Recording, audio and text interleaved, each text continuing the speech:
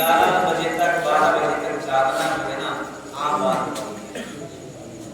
और कितना अच्छा वक्त तमाम का गुजर रहा है कि जागना और भी रहे केवल जाग नहीं रहे हैं मगर हम अल्लाह और उसके रसूल के जिक्र में शामिल हैं। हम अल्लाह तबारक व तआला और उसके रसूल सल्लल्लाहु अलैहि वसल्लम की मोहब्बत में जाग रहे हैं और हम तमाम जमा हुए हैं मरहुमा की मिसाल सवाब के लिए। इस इसाले सवाब की नियत से इसाले सवाब की गर्ज से नियाज फातिहा का इत्माम किया गया। महल्ले वालों की, दोस्तों अकारीब की, रिश्तेदारों की दावत की गई और इसाले सवाब की गर्ज से ये पिछले गिलास का इंतजार हुआ। लेकिन देखा जाता है बड़ा मामला हो गया है कि 40वां हो, बरसी हो, बड़ी लंबी चौड़ी दावत होती है और अल्लाह का शुक्र है कि तमाम लोग आते हैं, शिरकत करते हैं। लेकिन वहीं जब विरासत की बात होती है तो 10% लोग ही बात नजर नहीं। हमें चाहिए कि जिसके नाम खाने के लिए गए हैं कम से कम उसका हक अदा करें, कम से कम जाएं तो वहाँ जो दीन कहते हैं उसमें शिरकत करें, सुभान अल्लाह करें, अल्हम्दुलिल्लाह करें, खाली रहें तो ज़बान पर कलमा दुरूद का जिक्र जारी रखें। चाहे जनाज़े में शिरकत करें, चाहे किसी के तीजे 40वें 10वें 20वें में जाएं, बल्कि जब घर से निकलें वहाँ जाने के लिए तमक्कुन या हुक्मा के घर तक पहुँचने तक और वापसी तक कोशिश करें कि ज़बान पर कलमा शरीफ के दुरुस्ती का जारी रखें और दिल में ये नियत कर लें कि हम इसाले सवाब के लिए ये तमाम फिल्म कर रहे हैं जिनके यहाँ शिरकत की। देखें खाने पीने का एहतमाम हुआ, हमारी नज़रों के सामने हुआ और आप बैठे हैं ये भी आप जानते हैं। इससे अंदाजा लगाया जा सकता है कि दावत में बड़ी भीड़ जमा की जा सकती है, लेकिन अपने इसाले सवाब के लिए जब बात देखी जाए तो चंद एक लोग नजर आते हैं। और मैं बता दूं कि जब हम किसी के इसाले सवाब के लिए कलमा शरीफ या दुरूद शरीफ वगैरह पढ़ेंगे, मिसाल के तौर पर किसी ने कुरान मजीद के 3 हर्फ पढ़े अलिफ लाम मीम, एक हर्फ पर 10 नेकी का सवाब, 3 हर्फ पढ़े तो कितनी 30 नेकियां हो गई इसके पास पढ़ने वाले के पास। अगर इस पढ़ने वाले ने किसी को इसाले सवाब किया तो ऐसा नहीं है कि पढ़ने वाले के पास से नेकियां खत्म, बल्कि अल्लाह तबारक व तआला अपने खजानों में से मखलूक को 30 नेकियां अता फरमाता है और पढ़ने वाले के पास जो है वो कहीं नहीं जाती। और अल्लाह तबारक व तआला इस पढ़ने वाले को 30 नेकियां बदले में और अता फरमाता है कि इसने मेरे एक बंदे की मग़फ़िरत की कोशिश की, मेरे एक बंदे को इसाले सवाब के लिए कोशिश की। अल्लाह तबारक व तआला इसके नतीजे में 30 नेकियां और अता फरमाता है। लिहाजा जब कोई दीनी महफिल हो, कुछ दुरूद शरीफ का वर्द करे, कलमा शरीफ का वर्द करे तो दुनिया जहान के तमाम मुसलमानों के इसाले सवाब करने दिल में नियत रखा करें और अपने इसाले सवाब का मजबूत इंतजाम खुद करके जाएं कि दुनिया का कोई भरोसा नहीं है। लोग आके तीजे 40वें में खाने में नमक मिर्च की कमी निकालते नजर आते हैं, बोलते हुए नजर आते हैं। अल्लाह तबारक व तआला की बात में दुआ है कि हम तमाम का खात्मा खैर फरमाए और मरहुमा की वसीला मग़फ़िरत फरमाए, आमीन या रब्बल आलमीन। एक बार को मुशरिक को अल्लाहुम्मा सल्लि अला सय्यिदिना मौलाना मुहम्मद व बारिक वसल्लिम अलैहि सल्लल्लाहु अलैहि वसल्लम। आपने बहुत मुतालिक बयान सुना और अभी मौलाना मुहम्मद साहब इंशाअल्लाह ताला कुछ न कुछ इसके इस सिलसिले में बयान फरमाएंगे और उम्मीद है कि 11 शरीफ का महीना है तो इस सिलसिले पर भी कुछ न कुछ थोड़ी नजर डालेंगे। मैं एक अलग टॉपिक आपके सामने बयान करूंगा। मैंने कुरान मजीद की जो आयत करीमा पढ़ी है, वलिमन खाफा मक़ाम रब्बिही जन्नतान, आसान तर्जुमा है कि जो अल्लाह के हुजूर खड़े होने से डरा उसके लिए 2 जन्नत। गौर करें, बात जब समझ में आएगी जब शुरू से आखिर तक मुसलसल सुनेंगे कि जो अल्लाह के हुजूर खड़े होने से डरा उसके लिए 2 जन्नतें हैं। डर बंदे के दिल में कैसे पैदा होता है? डर क्या चीज है? डर को कहा जाता है खौफ।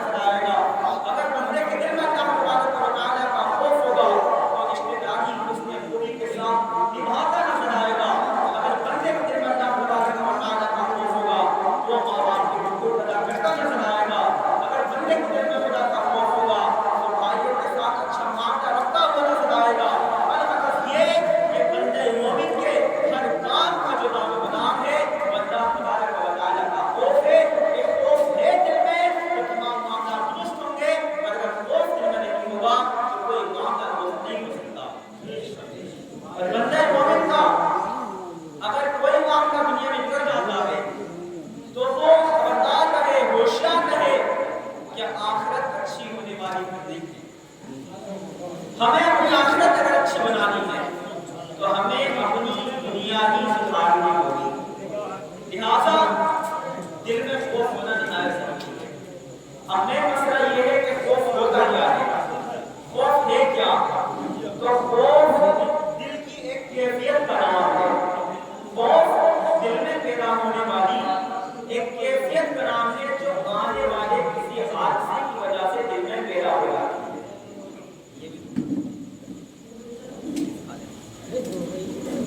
ہے نا، خوف دل میں پیدا ہونے والی وہ کیفیت جو کسی حادثے کی وجہ سے آنے والے حادثے سے پیدا ہوتی ہے۔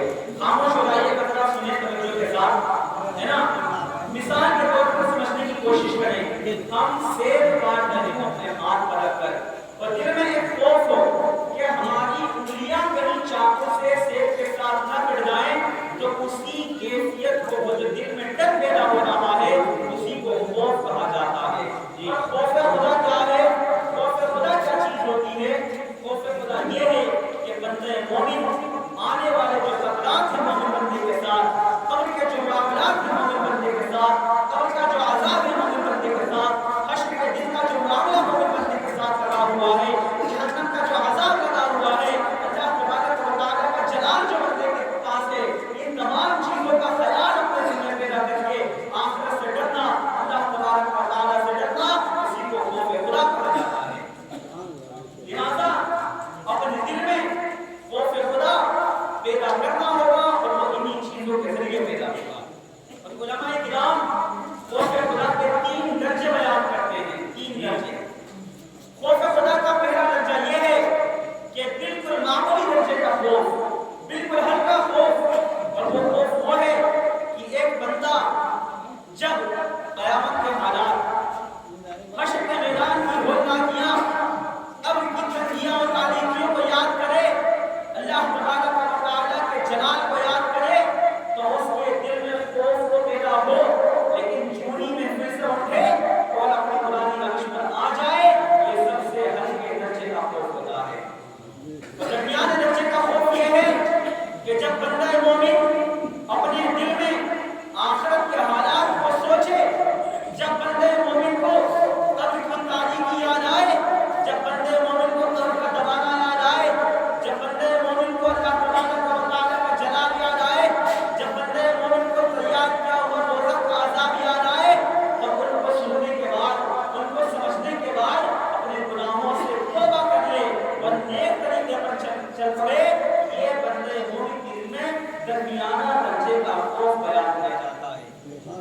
اور آخری درجے کا خوف کیا ہے؟ سب سے اعلیٰ درجے کا جو خوف ہے، سب سے اعلیٰ درجے کا خوف یہ ہوتا ہے کہ جب بندہ اللہ تبارک و تعالیٰ کے جلال کو یاد کرے، جب بندہ عذاب دوزخ کو یاد کرے، جب بندہ قبر کی تاریکی اور تنگی کو یاد کرے، اور اسے یاد کرنے کے بعد دل میں اتنا خوف پیدا ہو جائے، اتنا خوف پیدا ہو جائے کہ بندے مومن کی روح تک ہو جائے، جان بدل سے نکل جائے، یہ سب سے آخری درجے کا اور سب سے اعلیٰ خوف بیان کرتے ہیں۔ لہٰذا خوف کے 3 درجے ہو گئے، اور ان 3 درجوں میں جو سب سے نفع بخش خوف ہے، جو سب سے فائدہ مند خوف ہے، وہ درمیانہ درجے کا خوف ہے۔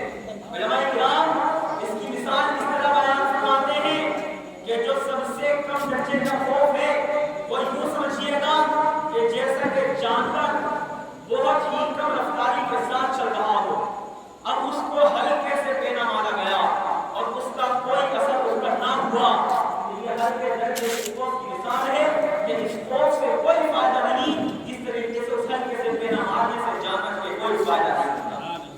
اور درمیانے درجے کا خوف کیا ہے؟ درمیانے درجے کی خوف کی مثال یہ بیان کی گئی ہے کہ جس طریقے سے اگر ایک جانور کو پینا مارا جائے اور اس کی چوٹ سے جانور کی رفتار میں تیزی آ جائے، تو یہ درمیانہ درجے کی خوف کی مثال بیان کی جاتی ہے اور یہ فائدہ مند ثابت ہوتا ہے۔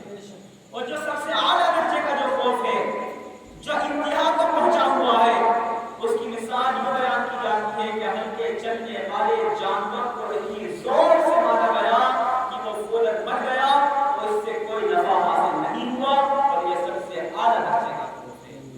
حالانکہ انسان اگر خوف خدا میں اتنا اعلیٰ مرتبہ پالے تو وہ شہید مانا جاتا ہے، لیکن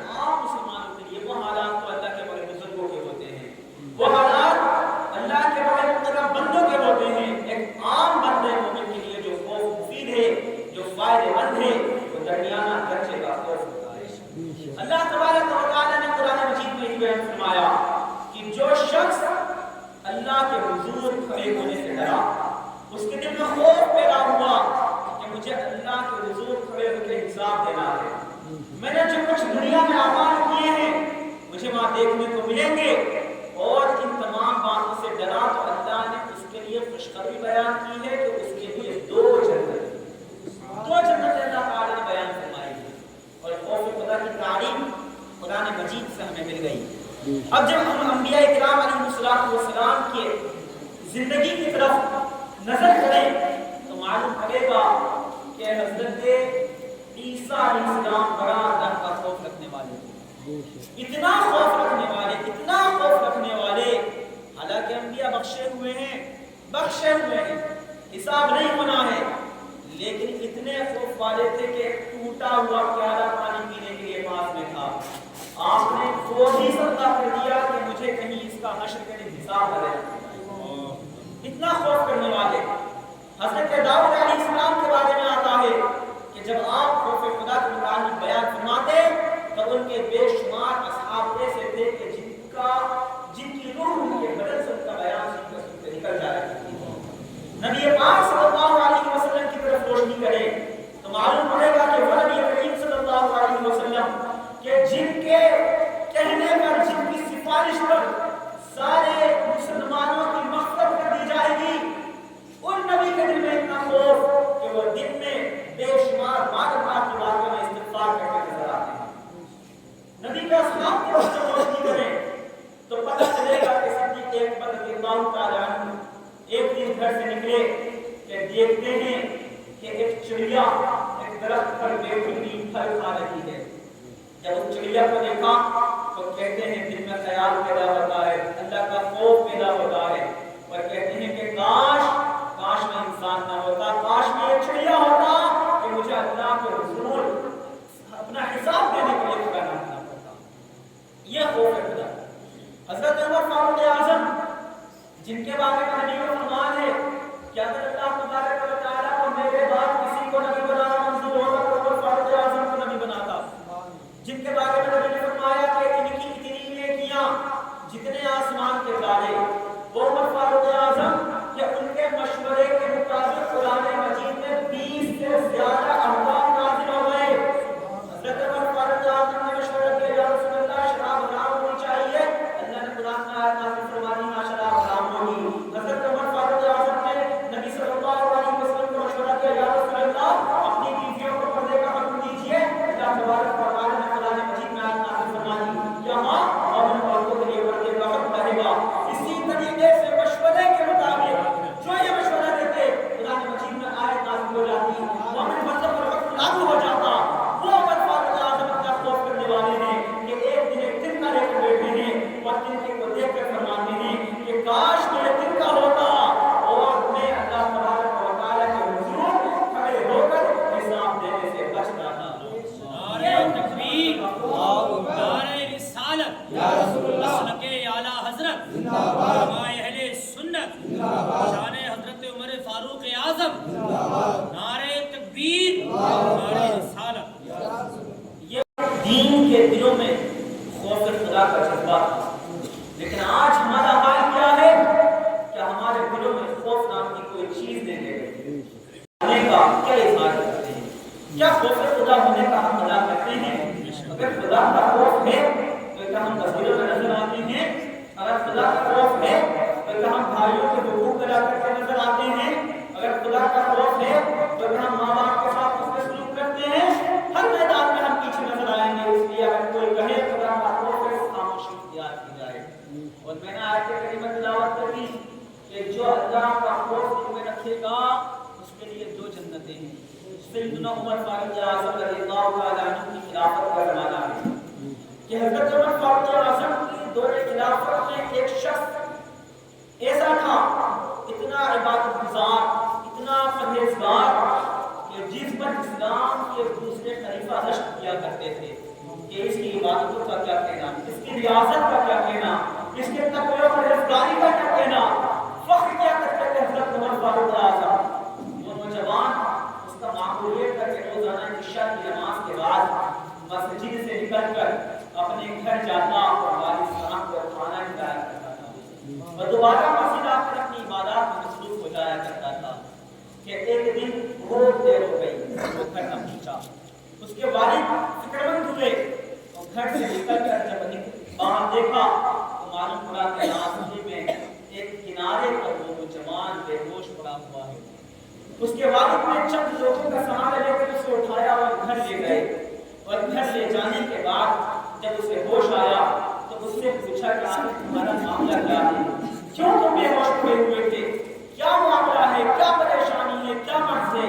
تو اس نوجوان نے بیان کرنا شروع کرا کہ میں جب روزانہ آپ کو کھانا کھلانے کے لیے آتا تھا، راستے میں ایک لڑکی مجھے اپنی طرف بلاتی تھی، مجھے برے کام کی طرف بلاتی تھی، مجھے اللہ کی نافرمانی کی طرف بلاتی تھی، مجھے رسول کے دین کے خلاف کرنے کے لیے بلاتی تھی، اور میں ہرگز نہ جاتا تھا، لیکن انسان ہوں، مجھ پر شیطان غالب آ گیا اور میں نے آج اس کی طرف قدم اٹھایا، اور جو ہی میں نے چوکھٹ میں قدم رکھا تو میرے دل میں وہ کیفیت پیدا ہو گئی جس کو خدا کا خوف کہا جاتا ہے۔ مجھے اللہ تبارک و تعالیٰ کی ناراضگی یاد آنے لگی، مجھے اللہ تبارک و تعالیٰ کی بنائی ہوئی دوزخ کا عذاب یاد آنے لگا، مجھے قبر کی تاریکی یاد آنے لگی، مجھے قبر کی تنگی یاد آنے لگی، اور جب مجھے یہ باتیں یاد آئیں تو فوراً میں بے ہوش ہو کر گر گیا، اور جیسے ہی وہ یہ باتیں بیان کر رہا تھا، یہ باتیں بیان کرتے وقت پھر اس کے دل میں وہی کیفیت پیدا ہوئی جس کو خوف خدا کہا جاتا ہے، اور اس بات کو ہوا یہ وہ بے ہوش ہی نہیں ہوا بلکہ اس کے جسم سے اس کی روح پرواز کر گئی۔ اس نوجوان کا معاملہ رات کا وقت تھا، ایک معاملہ یہ تھا کہ مردوں کو جلدی دفن کیا جاتا تھا، اور حدیث بھی ہے کہ اپنے مردوں کو جلدی دفن کر دیا جائے۔ آج کل ہمارے یہاں بڑا معاملہ بڑھ گیا ہے کہ قبرستان میں قبر میں ڈالنے سے پہلے تک لوگ آتے رہتے ہیں کہ چہرہ دکھا دیا جائے، چہرہ دکھا دیا جائے۔ ہمیں چاہیے کہ ہم حدیث پر عمل کرتے ہوئے جس قدر جلدی ہو سکے اپنے مردوں کو دفن کر دیا کریں، یہ تماشا نہ بنایا کریں، راستے میں جا بجا نہ روکا کریں۔ میرے عزیز دوستوں، اس وقت مردے کو جلدی ہوتی ہے، مردے کو بھی جلدی ہوتی ہے، جتنا اسے ادھر پلٹتے ہیں، جتنا کھولتے ہیں، دیکھتے ہیں، تکلیف ہوتی ہے مردے کو، لہٰذا جلدی دفن کریں تاکہ اس کے معاملات جلدی گزر جائیں، اور جس پر ہو سکے سارے ثواب کریں تاکہ آگے کی منزلیں آسان ہو جائیں۔ لہٰذا رات میں دفن کر دیا گیا۔ صبح حضرت عمر فاروق اعظم کے پاس خبر پہنچی کہ فلاں نوجوان انتقال کر گیا، رات دفن کر دیا گیا۔ حضرت عمر فاروق اعظم کو دیکھیے، فرماتے ہیں کہ مجھے جگا دیا ہوتا تو میں بھی شرکت کر لیتا، خیر مجھے اس کی قبر پر لے چلو۔ حضرت عمر فاروق اعظم اس کی قبر پر جاتے ہیں، اور جانے کے بعد قرآن مجید کی آیت تلاوت فرماتے ہیں، وَأَمَّا مَنْ خَافَ مَقَامَ رَبِّهِ وَنَهَا النَّفْسَ عَنِ الْهَوَىٰ فَإِنَّ الْجَنَّةَ هِيَ الْمَأْوَىٰ۔ اور اس کے بعد تلاوت فرماتے ہیں، وَلِمَنْ خَافَ مَقَامَ رَبِّهِ جَنَّتَانِ، کہ جو کوئی اللہ کے حضور کھڑے ہونے سے ڈرا اور اپنے نفس کو اپنے قابو میں رکھا تو اس کے لیے جنت مأویٰ ہے، اور جو اپنے رب کے حضور کھڑے ہونے سے ڈرا اس کے لیے وہ جنتیں ہیں۔ جو ہی حضرت عمر فاروق اعظم نے یہ آیت تلاوت فرمائی، تفسیر صراط جنان میں صاف طور پر یہ واقعہ ذکر ہے کہ قبر سے صاف آواز آتی ہے کہ اے امیر المومنین، اللہ تبارک و تعالیٰ نے اپنا وعدہ پورا فرمایا اور مجھ کو وہ جنتیں عطا فرمائی۔ یہ ہے اللہ تبارک و تعالیٰ کا خوف دل میں رکھنے کا نتیجہ صلہ۔ اچھا، خوف اگر اللہ کا دل میں رکھے تو فائدہ پھر آخرت کو ہوگی نا، دنیا کا کیا فائدہ، دنیا میں کر دے گا۔ تو دنیا میں اگر بندے کے دل میں اللہ کا خوف ہوگا تو میں پہلے ہی بتا چکا کہ وہ اپنے تمام معاملات درست رکھے گا، بھائیوں سے، والدین سے، رشتہ داروں سے، پڑوسیوں سے، نماز روزہ تمام کام اس کے فائدے ہوں گے۔ اور ایک مومن بندے کی دنیا کیا ہے؟ دین ہی تو ہماری دنیا ہے، اللہ اور رسول کے فرامین ہی تو ہماری دنیا ہے، اور جو اللہ اور اس کے رسول کے فرامین سے نکل جائے وہ کیسا بن جائے مومن، کیسا مسلمان، اور اسی میں کامیابی ہے کہ ہم اللہ اور اس کے رسول کے فرامین پر عمل کریں اور دل سے تبارک و تعالیٰ کا خوف رکھیں، جس سے ہماری دنیا بھی کامیاب رہے گی اور آخرت بھی کامیاب رہے گی۔ اور اگر دنیا میں ہم نے اچھے عمل نہیں کرے تو آخرت کسی بھی طور اچھی ہونے والی نہیں ہے، برا وقت ہوگا۔ آج 4 لوگ ہم نے جمع کر لیے ہیں، مثال ثواب کر دیں گے، ہے نا، سبحان اللہ الحمدللہ کہہ دیں گے، لیکن آخرت کا وقت وہ ہوگا کہ کوئی ایک نیکی دینے کو تیار نہیں ہوگا، ایک نیکی دینے کو تیار قرار نہیں ہوگا. اور یہ کوئی ایسی بات نہیں ہے کہ ہم اور آپ جانتے نہ ہوں. یہ وہ بات نہیں ہے جو ہم اور آپ تمام عام طور پر جانتے ہیں, لیکن افسوس یہ ہے کہ جاننے کے بعد بھی عمل نہیں کرتے. اللہ تعالیٰ ہمیں عمل کی توفیق عطا فرمائے. آخر میں والدین کے متعلق تھوڑی سی گفتگو کروں گا. ایک بار مشرق کو اللہم صلی علیہ